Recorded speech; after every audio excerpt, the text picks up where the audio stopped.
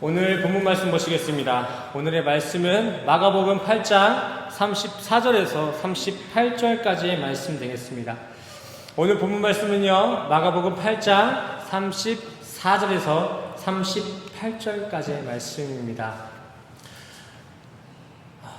제가 한 절, 우리 성도님들이 한 절 함께 교독하겠습니다. 제가 먼저 읽겠습니다. 34절. 무리와 제자들을 불러 이르시되 누구든지 나를 따라오려거든 자기를 부인하고 자기 십자가를 지고 나를 따를 것이니라. 35절 시작. 누구든지 자기 목숨을 구원하고자 하면 누구든지 나와 복음을 위하여 사람이 만일 온 천하를 얻고도 자기 목숨을 잃으면 무엇이 유익하리요. 37절 시작. 사람이 무엇을 주고 자기 목숨과 함께하느냐. 38절은 함께 합독하시겠습니다. 시작. 누구든지 이 음란하고 죄 많은 세대에서 나와 내 말을 부끄러워하면 인자도 아버지의 영광으로 거룩한 천사들과 함께 올 때에 그 사람을 부끄러워하리라. 아멘. 할렐루야. 오늘도 주님의 말씀을 듣고자 이 자리에 모이신 우리 성도님들을 환영하고 축복합니다. 우리 옆 사람과 인사할까요? 주님의 이름으로 환영하고 축복합니다. 환영하고 축복합니다. 네. 우리 오늘 본문 말씀 34절 말씀만 한번 다시 합독해서 읽어보도록 하겠습니다. 34절 말씀 읽겠습니다. 시작. 무리와 제자들을 불러 이르시되 누구든지 나를 따라오려거든 자기를 부인하고 자기 십자가를 지고 나를 따를 것이다. 아멘.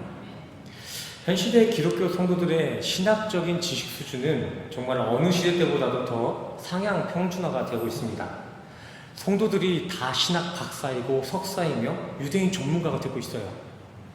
당장 주변을 잘 둘러보시면 평신도들 중에서도 성경 원문을 완벽하게 정확하게 해석하는 성도님들도 어렵지 않게 찾아볼 수 있고요.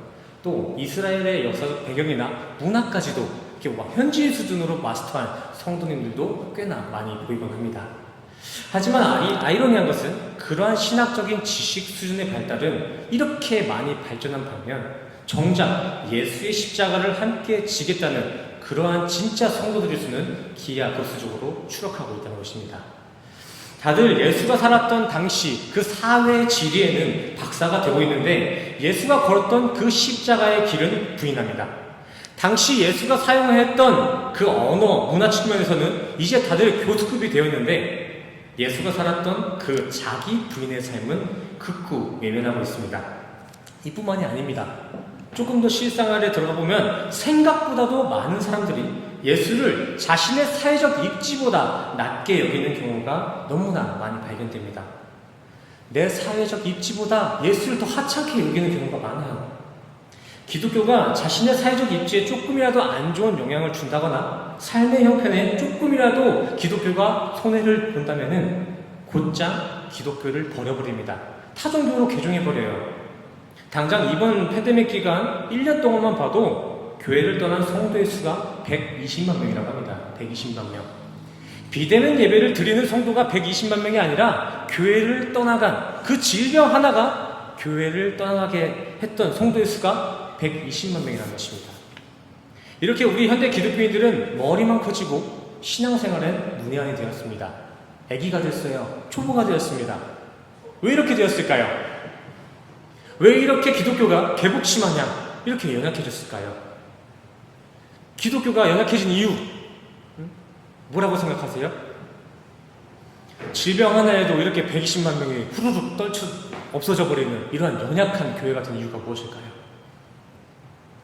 그것은 말씀을 무슨 기호식품 섭취하듯이 마음에 들고 맛있는 것만 편식했기 때문입니다. 보세요. 요한복음 3장 16절. 이 말씀과 같이 마냥 사랑과 영생이고 이러고 다 주겠다는 말씀은 달달 외우고 초등학생들도 외우면서 찬양까지 하지만 정작 사랑과 그 영생의 키인 십자가와 자기 부인에 대한 오늘 본문 구절을 외우거나 묵상하는 이들은 그렇게 많지가 않습니다. 이렇게 삶에 도움이 되는 말씀, 교훈이 되고 당장 생활 속에서 적용할 수 있는 달달한 말씀만 골라서 쏙쏙 빼먹으니까 개복치 마냥 이 교회가 연약해진 것입니다. 개복치 아시죠? 개복치. 개복치가 무엇이죠? 개복치? 자, 이 물고기, 이렇게 요상하게 생긴 물고기 이름이 개복치입니다. 이렇게 이 친구가 개복치라는 물고기인데, 이 친구가 얼마나 예민하고 유난을 떠는지, 이 친구는 그 어항의 온도가 조금만 낮아도 죽고요, 조금만 높아져도 죽어버립니다. 또 수조 안에 빛이 강해도 죽고요, 빛이 약해도 그냥 죽어버립니다. 그냥 얘네들은 관심을 주면 스트레스 받아 죽고, 또 관심을 안 주면 외로워서 죽어버려요. 아주 유난을 떠는 물고기입니다. 근데 저는 요즘 우리 현대 기독교인들의 신앙생활을 보면 딱 이 개복치가 떠올라요. 교회의 찬양이 마음에 안 들어서 교회를 떠나고요, 목사의 설교가 이래서, 목사의 설교가 저래서 떠납니다. 아니, 차라리 이렇게 찬양이나 설교와 같이 예배 순서에 관련된 거면 이해를 해보려고 제가 시도나 해볼 텐데, 생각보다 많은 사람들이 그 예배 이외의 것들, 교회 점심밥이 입맛에 맞지 않더라, 뭐 화장실이 불편해서, 차량 운행이 없어서 교회를 떠나가기도 합니다. 완전 개복치랑 다를 게 하나도 없죠. 특정 인물을 정죄하려는 것이 아니라 불특정 다수의 신자들이 신앙생활을 이 정도로밖에 취급하지 않는다는 것입니다. 하나님의 말씀이 채워져야 될 이 교회를 동네 문화센터, 복지관보다 경하게 여겨요. 왜 그럴까요? 왜 이렇게 현 시대의 교회가 이렇게 복지센터만큼도 못한 경한 자리가 되었을까요? 말씀을 맛있는 것만 편식해서 골라먹어서 이렇게 된 것입니다. 이 성경이라는 것은 이렇게 한 장 한 장, 한 구절, 한 문장씩 이렇게 찢어서 먹는 것이 아니라 이걸 통째로 하나의 진리로 골고루 드셔야 됩니다. 우리가 배우고 있는 이 성경은 명언이나 교훈이 아니에요. 달달할 수가 없는 거예요. 설교를 듣고 나면 아파야 돼요. 설교를 들었는데도 인간의 의지가 발동되면은 그건 잘못된 설교입니다. 집에 돌아갈 때는 한껏 기가 꺾여 있어야 돼요. 하지만 그렇게 낭망할 게 아니라 기가 꺾인 상태에서 주님을 붙잡을 수 있는 그 믿음만 딱 설교를 통해서 우리가 가져야 되는 거지, 우리가 설교를 듣고 힘을 얻어서는 안 됩니다. 설교 듣고 아파 죽어야 돼요. 왜요? 우리와 정반대되는 삶을 설교하기 때문이죠. 우리 이 시각을 가지고 다시 본문을 한번 돌아가 보겠습니다. 34절 말씀. 오늘 본문에 예수님께서는 자신들의 제자들에게 이러한 말씀하십니다. 진정 너희들이 나를 따르려면 너를 부인하고 십자가를 지고 와야 한다. 먼저 여기서 따른다라는 표현의 원어적인 해석은 선택입니다. 선택. 그 앞구절 29절 내용까지 적용해서 다시 의역해보자면 이렇습니다. 너희가 정말 예수를 그리스도로 선택할 것이라면 너희는 자기 부인, 여기서의 자기 부인은 단순한 욕망 차원에 있어서 절제, 그 부분적인 절제가 아니라 너의 그 자아, 그 에고, 내 인생 자체를 부인해야 한다. 그리고 너희가 정말 나를 그리스도로 따르려거든 너도 너의 십자가를 들고 와라. 진정 네가 내 참 제자가 되려거든 세상 죽음까지도, 세상의 살 소망이 끊어질 그 각오를 하고 오라는 것입니다. 예수님의 이러한 요구가 조금 무겁게 들리실 수도 있고 두렵게 들리실 수도 있습니다. 하지만 이게 진정 성도가 걸어야 할 길이고, 이게 예수님께서 제자들에게 주는 현실입니다. 현실. 예수님은 타종교의 성인 군자들과 같이 제자들에게 좋은 사람이 되어라, 세상의 모범이 되어라, 성인 군자가 되어라 하지 않으시고 오직 하나, 자기 부인과 십자가만을 요구하셨습니다. 이렇게 예수를 따르는 삶, 예수의 제자된 삶이라는 것은 향기롭고 아름다운 삶이 아니라 자기를 부인하는 삶, 십자가를 지는 삶을 의미하는 것입니다. 본문 구절을 원어와 해석해보자면 이러한 진리가 더 분명하게 나타납니다. 자, 본문 구절 한번 보시겠습니다. 저 제일 밑에 보시면은, 마지막 부분 보시면은 한글 성경에서는 따를 것이니라 라고 미래형으로 추측 비슷하게 이렇게 번역이 되어 있지만 원어 성경에는 그렇지 않습니다. 헬라어 성경에서는 이 부분이 현재 시제고 명령형입니다. 요약해보자면 이렇습니다. 내 제자가 된다는 건 곧 동시에 십자가를 지는 것이고 자기 부인을 하는 것이다. 진짜 예수를 그리스도로 선택한 우리 성도들에겐 그 예수의 제자라는 그 타이틀만 주어지고 끝이 나는 것이 아니라 그와 동시에 제자들에게는 자기 부인과 십자가가 함께 주어진다는 것입니다. 갈라디아서 2장 20절 말씀을 보시면 사도 바울도 의인의 모습을 십자가에 죽고 예수로 사는 이로서 그리고 있습니다. 또 이러한 내용들은 지난주 함께 나눴던 고난 내용과 고난 설교와 비슷한 일맥상통을 하고 있습니다. 로마서 8장 17절 너 예수님한테 정말 구원 받았니? 그럼 고난도 공동 상속받아야 해. 히브리서 12장 8절 너 정말 하나님의 친아들 맞아? 그럼 반드시 너에게는 그에 필요한 연단, 징계가 있을 거야. 디모데 후서 3장 말씀 너 정말 예수를 믿는 거 맞냐? 그러면 그 고난이 경건의 증거로 나타날 거다. 이렇듯 성도란 자기 부인과 십자가를 수여받은 사명자들입니다. 십자가 사명자. 이 자리에서 설교하고 있는 목사, 저만 사명자, 소명자가 아니라 우리 성도님들 모두가, 예수와 연합된 우리 성도님들 모두가 자기 부인이라는 제목이 주어진 사명자라는 것이죠. 그렇다면 예수님은 왜 우리 성도들에게 십자가의 길, 자기 부인의 삶을 요구하셨을까요? 왜? 자신의 아들이고 자신의 백성이면 좀 편하게 갈 수도 있지 않았을까요? 근데 왜 예수님은 우리 성도들에게, 자신의 아들들에게 이렇게 십자가의 길, 자기 부인의 삶을 요구하셨을까요? 그것은 인간이 자기 자신을 입증해내고 있는 이 세상 것들은 모두 썩어질 것이기 때문입니다. 우리에게 십자가와 자기 부인이 요구되는 이유는 그 썩을 것들, 우리가 붙잡고 있는 것을 포기해내기 위해서입니다. 하나님 아버지는 지금 우리 손에 하늘의 영원한 것, 진짜 귀한 것을 주고 싶은데 우리 인간은요, 이렇게 이 세상 썩을 것들이 최고인 줄 알고 이 세상 것만 꽉 붙잡고 있는 거예요. 세상의 성공과 고지론의 명예. 그래서 하나님은 우리에게 이렇게 회유하고 계신 것입니다. 내가 너네한테 진짜 좋은 거 영생 줄게. 그러니까 그 썩어질 것들, 부귀, 영화, 풍요, 명예 그것 좀 내려놓자. 이제 그것 좀 내려놓고 영원한 거 붙잡으라. 이게 바로 우리 성도들에게 십자가와 자기 부인이 요구되는 이유입니다. 더 좋은 거 주시려고, 가지고 있는 거 뺏으려고가 아니라 더 좋은 거 주시려고. 그래서 성경은 예수가 평화가 아니라 검으로 왔다, 불로 왔다라는 표현을 하고 있는 것입니다. 하지만 육신을 믿고 살아가는 우리에겐 이 자기 부인의 과정이 상당히 괴로울 수 있습니다. 자기 부인이라는 그 과정이 천국으로 가는 과정임을 알면서도 우리는 그 자기 부인의 과정이 너무 괴롭게 느껴져요. 사업이 망하고 건강이 악화되는 등 세상 부인의 과정들이 우리 인간들에게는 마냥 유익하고 좋게만 보이지 않을 수 있다는 것입니다. 왜 그럴까요?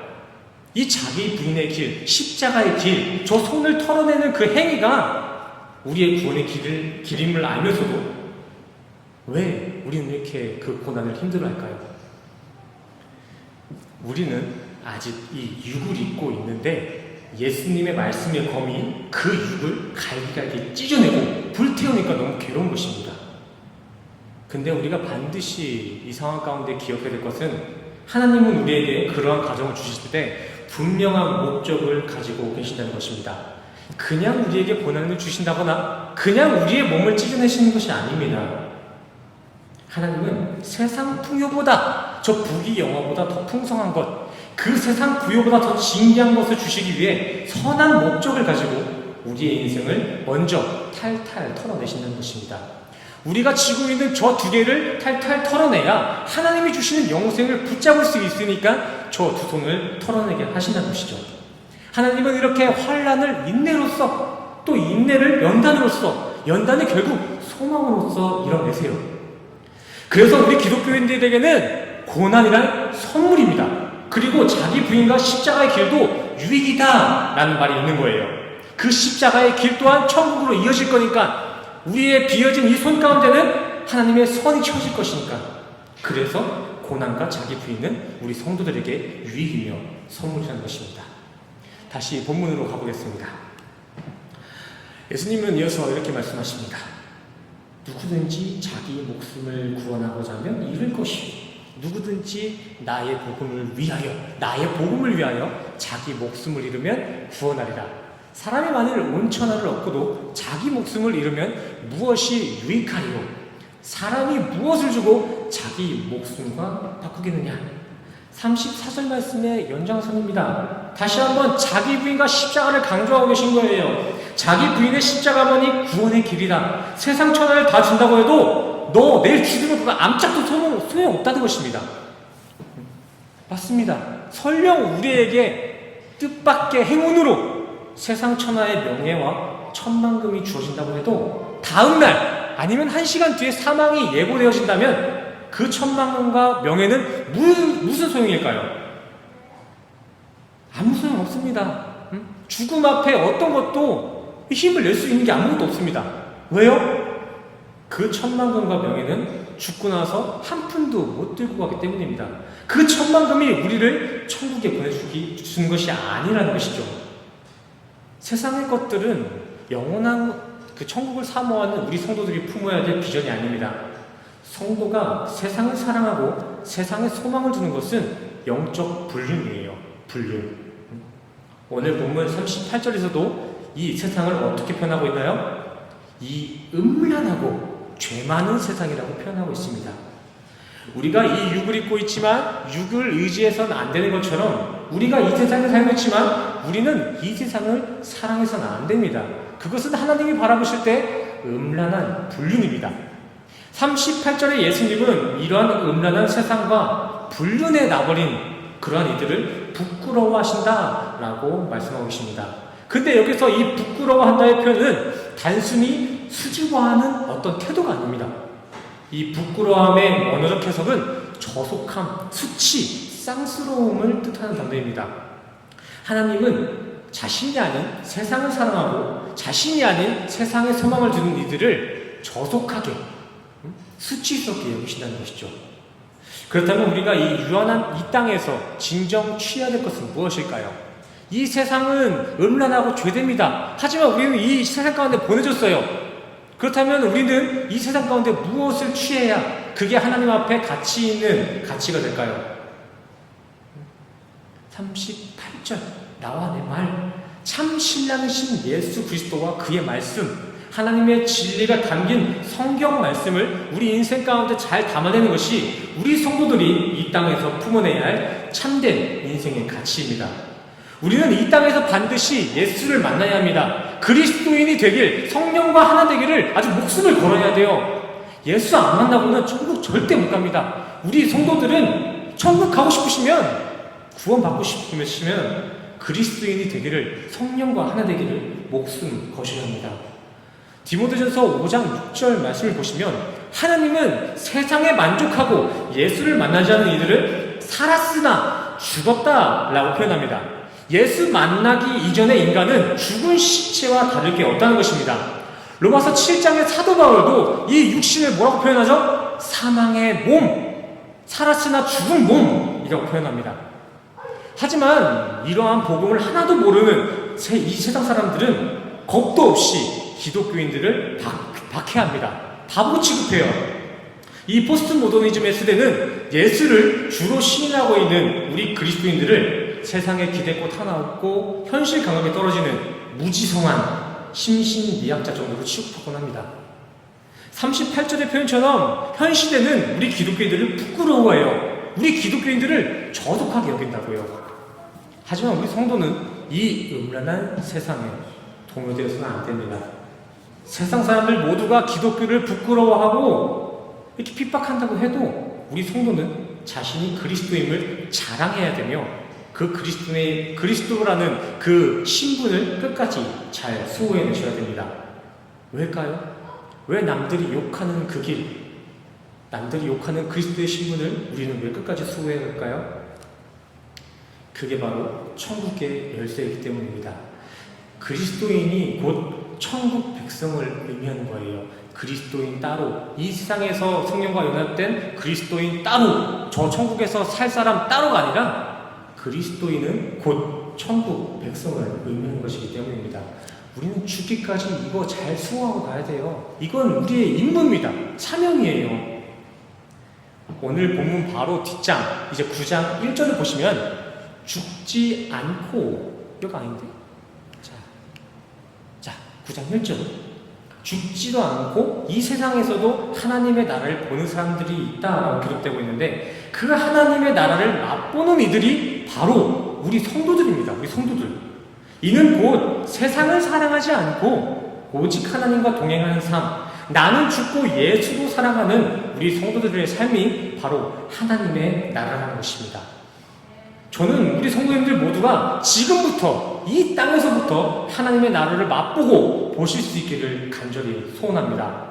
우리가 육을 벗고 죽고 나서만의 그 천국만을 기대하는 것이 아니라 당장 오늘부터 하나님 나라를 사시는 우리 모두가 되기를 간절히 소원합니다. 이 말씀을 기억하면서 우리 옆 사람과 이렇게 인사하기 원합니다. 성도님의 삶이 하나님 나라입니다. 인사하시겠습니다. 네. 예수와 연합된 우리 성도들의 삶, 그것이 천국이고 하나님 나라입니다. 나는 죽고 예수로 사는 천국의 삶이 우리 성도님들의 삶이 되기를 간절히 축원합니다. 아멘. 함께 기도하시겠습니다. 사랑과 은혜가 풍성하신 하나님 아버지, 오늘 이 시간을 통해 진정 주님이 바라시는 성도의 삶이란 세상 멋들어진 모습이 아니라 철저한 자기 부인의 모습이었음을 깨닫게 되었습니다. 항상 이러한 사실을 기억하며 자기 부인의 모습으로 예수의 제자도를 걸어가는 우리 채택명교회 될 수 있도록 성령님 함께하여 주시옵소서. 또한 주님, 이 시간 물질로서, 헌신 봉사로서 주님 앞에 자기 부인을 헌신하는, 봉헌하는 이들이 있습니다.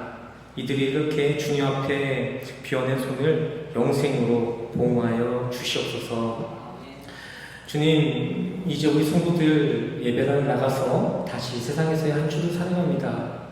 세상에 살지만 세상에 동요되지 아니하고 이 세상 속에서도 주님과의 연합을 이루는 천국의 한 주가 될 수 있도록 성령님, 우리 새생명교회와 함께하여 주시옵소서. 우리의 삶을 주님께 맡깁니다. 함께하실 줄 믿사오며 예수 그리스도 이름으로 간절히 기도드렸습니다. 아멘. 할렐루야. 지금은 우리 주 예수 그리스도의 은혜와 십자가로 확정하신 주님의 사랑과 하나님의 영이신 성령님의 교통하심이 주님의 제자가 되기 위해 이 자리에 모이신 우리 성도님들의 머리머리 위에 이제부터 영원까지 함께 하시를 간절히 축원하옵나이다. 아멘.